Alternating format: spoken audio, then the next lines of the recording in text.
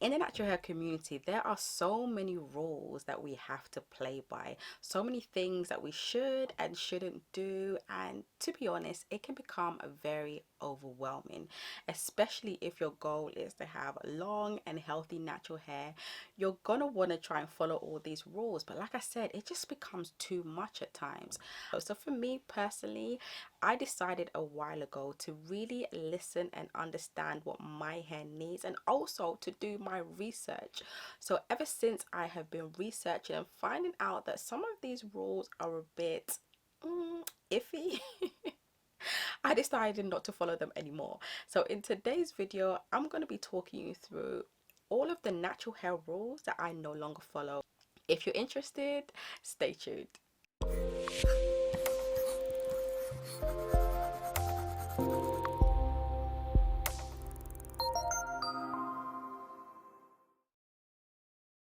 Hey NC fam, welcome back to my channel. So for those that don't know me, my name is Novella. I am the face behind Natural Crown UK, and on this channel you'll find kids natural hair care tips, advice and tutorials to help your little one's hair thrive like I know you want it to. Okay, so the first rule that I don't follow anymore is not using grease. Now, if you've been following my channel for a while, you know I have no issues with grease. I actually really love grease, but I know a lot of people don't love grease, or they're scared to use grease because of the uproar in the natural hair community about using grease. But for me personally, grease isn't bad. Grease isn't the devil, as you've heard me speak about on my channel before. I mean, grease is literally a petrolatum or mineral based product that is great at sealing in moisture. So when I say seal, it's not a permanent seal, but it slows down the evaporation of moisture from your hair, and also slows down the intake of moisture from the environment. I know people have some concerns about it being very greasy, and yes, grease is greasy, but that's the reason why you shouldn't be using a lot of it in the first place. Or they stay away from grease because they feel like, you know, their hair isn't going to accept water when they use grease. So on wash day, your hair isn't going to be waterproof. Your hair will still accept water. Or they stay away from grease because they feel like, you know, when they use grease, their hair isn't going to accept moisture from the environment, and all of those things are not true. I mean, I use grease on my hair and my children's hair, and on wash day our hair accepts the water very well. I mean, we're going to shampoo the hair with a good shampoo, so the buildup is removed, and of course in the environment our hair accepts moisture. I mean, when I'm in a shower and I don't put my bonnet on, trust me, my hair becomes poofy. Why is that? Because my hair is able to accept the humidity or the steam from my bathroom. So yes, using grease doesn't completely block out moisture or stop moisture or make your hair chronically dry. That is false. So before we move into the next rule that I no longer follow, if you are struggling to create a regime for your little one, you're not sure where to start or what is needed in your little one's regime in order for it to thrive, worry no more. As always, I've created a free guide for you that's going to help you create an effective regime for your little one's hair. I break down the components that you need in an effective regime so that you will also be able to create an effective regime for your little one. So if you're interested in this free guide, all you have to do is click the link below this video in order for you to be able to download this guide. So the next natural hair rule that I don't follow is not using silicones. Now, for those that are not aware what silicones are basically synthetic polymers. So basically synthetic oils. Synthetic oils that coat the hair to make the hair smooth, make it shiny, make it more manageable. So for example, if your little one has hair that is prone to tangles, silicones are your best friend. So for example, with my daughter, I love using silicone conditioners on her hair. It provides amazing slip and combability on her hair. Whenever I use a silicone based conditioner on her hair to detangle, detangling is so much more easier. So silicones are great for detangling. Also, silicones are great for you know, reducing frizz. They're great for moisture retention, and they're also great at protecting the hair from heat. That's just a few things that I've mentioned, but as you can see, silicones are amazing. Now, a lot of naturals don't like silicones, or the natural hair rule that says no silicones. They say that silicones build up on the hair. If it builds up on the hair, it's going to make the hair feel dry, etc. But the thing is, when it comes to build up, any products will build up on your hair eventually. Your butters, your oils, your products, your creams, your stylers, all of these things, your gels, they all will build up on your hair eventually. So eventually you're gonna have to use a proper shampoo to shampoo your hair. Now the problem is, if you are not shampooing your hair and you're, for example, co-washing, so using the conditioner only solely on your hair to cleanse your hair, it isn't going to cleanse your hair. So your hair is going to have even more buildup. As long as you're using a good shampoo and you're shampooing your hair often and not conditioner only washing your hair solely, you and your little one's hair will be fine. This is a reason why I no longer stay away from using silicones, because I understand now the benefits of using silicones on my hair and my children's hair. There are times when I don't use silicone based products. I personally have a conditioner that I use for my hair that doesn't have any silicones in it, that works amazingly well.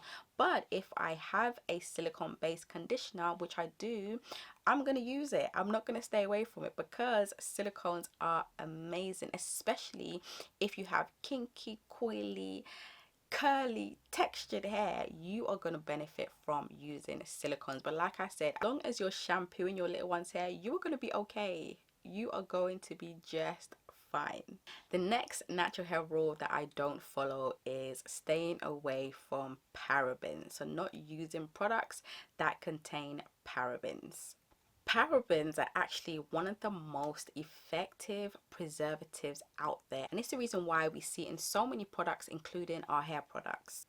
So if you're not aware what a paraben is basically a preservative, and they're used in products, your hair products, to prevent the growth of fungus, bacteria, basically to extend the shelf life of your product. That's the reason why we have preservative in products, to extend the shelf life of your product and also to prevent the growth of bacteria and fungus in your product. So they're there to actually protect us and not to kill us or cause cancer, like I've heard. That's what I used to believe actually, but that's not the case at all. Parabens are safe, and they have been repeatedly confirmed safe by scientists and, you know, scientific bodies, scientific papers.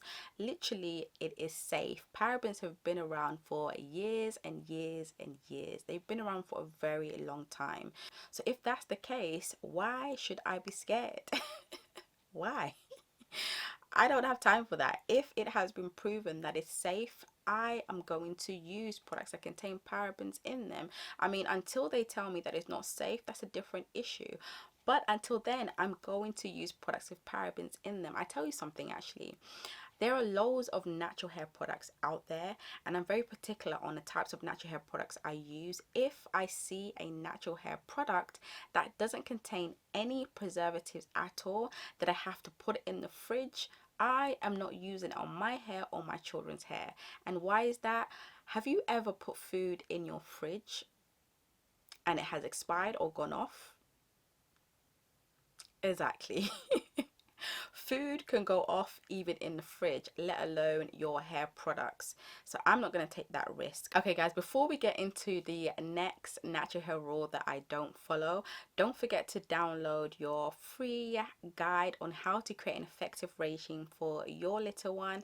Like I said before, if you're struggling to create an effective regime for your little one's hair, because you know regimes are important, I talk about it all the time. If this is a struggle for you, please mamas, don't struggle. There's no need to struggle. This is a free guide, completely free guide for you to download.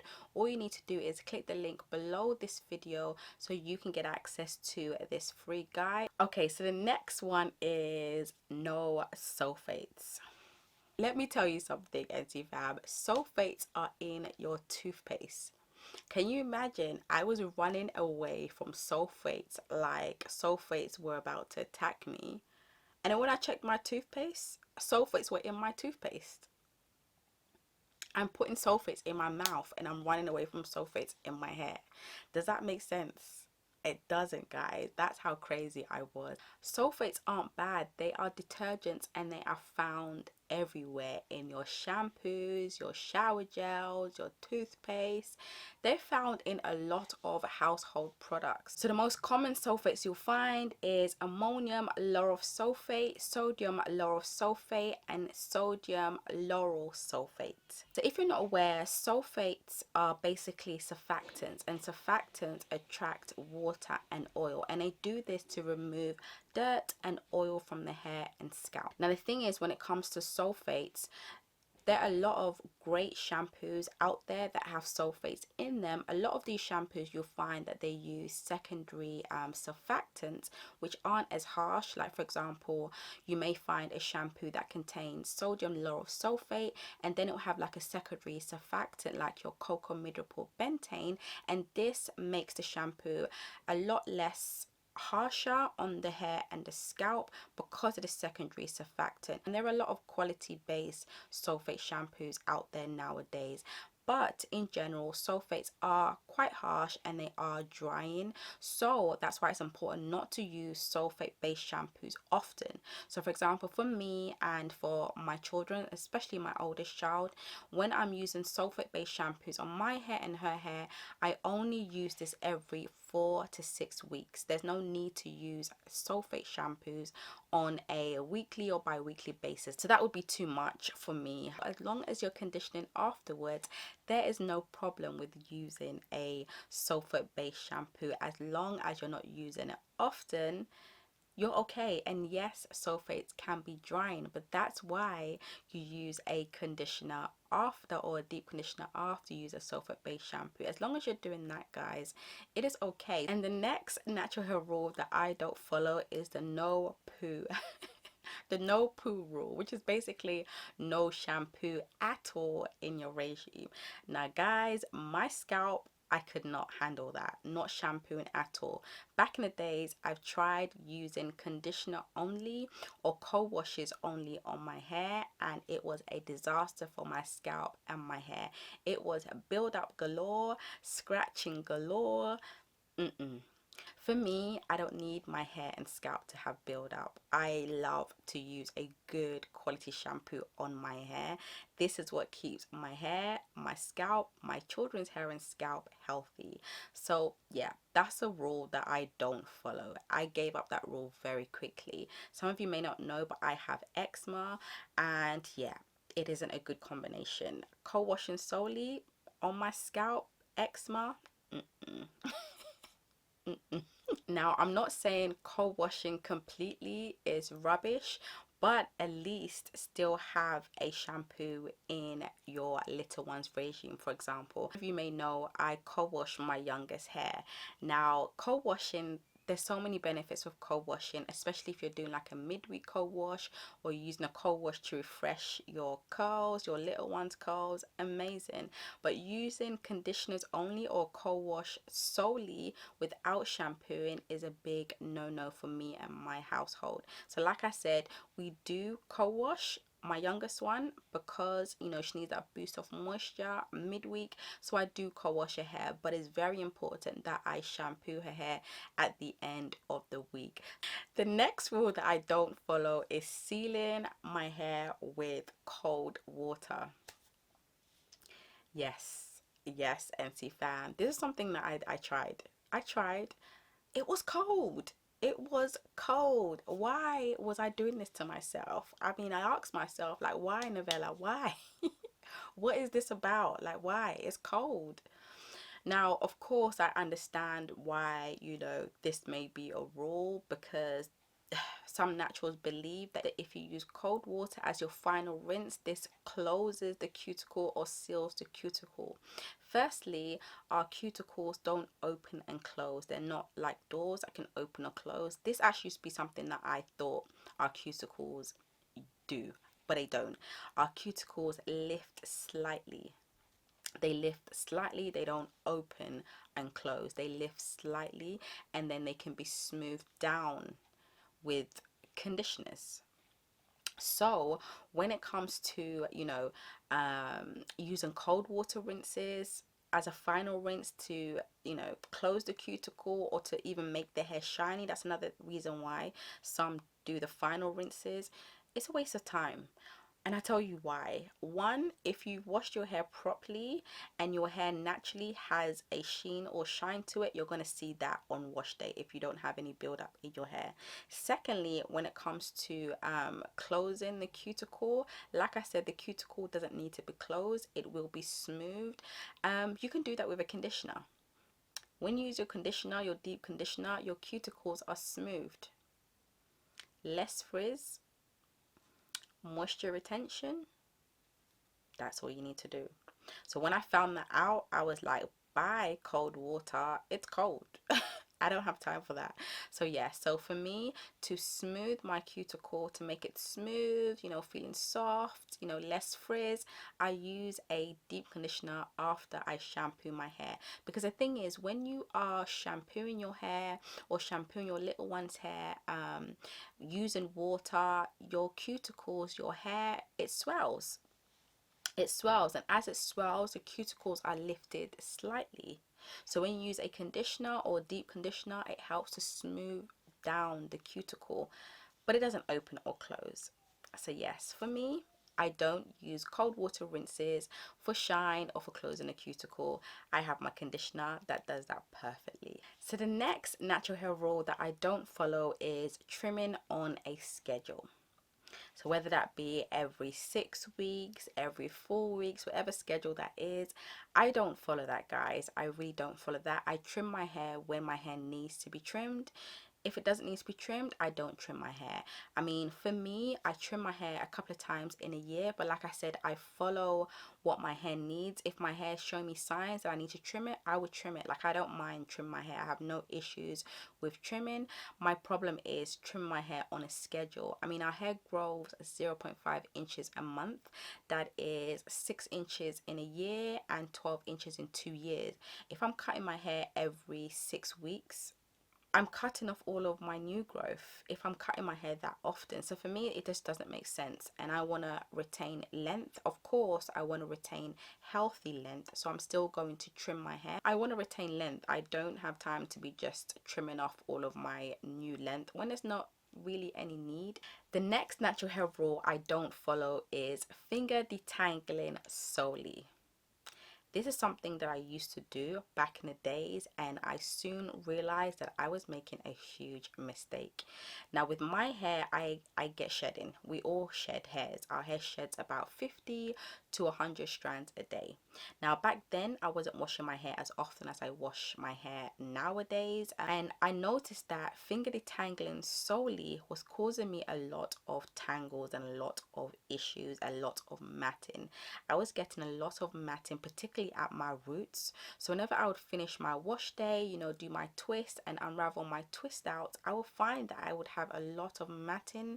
My roots would be so matted, it would be so stiff, and it was just too much for me. So when I started to use tools like a detangling brush that would get my shed hairs out, piece of cake, that issue stopped. Sometimes I would even twist my hair and I'll see like straggly bits just hanging off my hair, and that's because they're just shed hair that hasn't been able to come out. And the thing with shed hair is, if you're not taking out the shed hair properly, what you're going to find is that the shed hair is going to intertwine with your other hairs and cause tangles and matting, and that will lead to breakage. So for me, I do finger detangle, but not solely. So I start off with my fingers to remove any knots or tangles, and then I use my detangling brush to remove the shed hair. So my fingers are to remove knots and tangles, and then my brush removes the shed hairs, and then my hair is just, obviously it's not shed free because there's a natural process to shed 50 to 100 strands a day.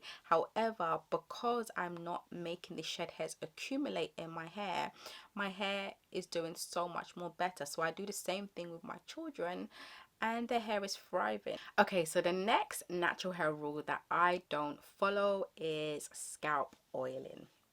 I know I know you're probably wondering what. I know it's a popular thing to do in a natural hair community. Or when I used to oil my scalp and my children's scalp, I would only do it on wash days anyway. It wasn't something that I would do that often, only on wash days. That's when I would oil our scalp. Now, because of what I do, speaking to a lot of dermatologists and trichologists, I found out that this was something that wasn't actually needed because our scalp produces natural oils, which is our sebum. So it's just going to create a lot of buildup, which I'm trying to avoid. And also, doing this creates a lot of problems. For some, maybe not for all, but doing this can make your scalp become dry. It can make your scalp become inflamed. It can make your scalp become very itchy. And these are things I'm really trying to avoid with my scalp and my children's scalp. And like I said, our scalp already produces natural oils anyway, so it doesn't need any help with additional oils unless, you know, you've been told by a dermatologist or trichologist to do this, and that's fine. If you want your scalp to, you know, be moisturized and not be dry, because I know that's why some people do it. They do it because, you know, their scalp is dry, or they do it because they want to you know, grow their hair. They think by oiling the scalp their hair will grow. Oiling your scalp isn't going to make your hair grow, by the way.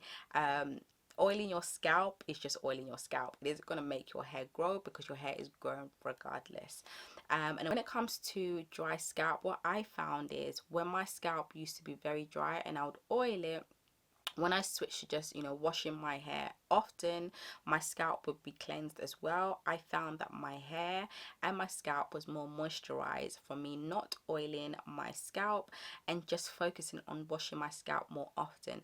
I mean, if you find that your scalp is dry, I would say instead of reaching for an oil, go and see a dermatologist or trichologist and let them help you out with that, rather than adding oils to your scalp, which may make the problem much more worse. So once again, in my household, we do not oil our scalp for this exact reason. So what I've learned over the years is before I follow any rules, I need to do my research. I need to understand why I'm doing this in the first place, do my research, and then if it makes sense, I will follow, and if it doesn't make sense, I'm going to drop it.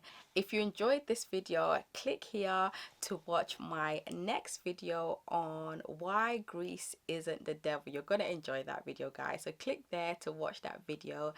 Again, if you like this video, don't forget to like, comment and subscribe, and share with anyone you feel may benefit from watching. See you in the next one. Take care. Bye.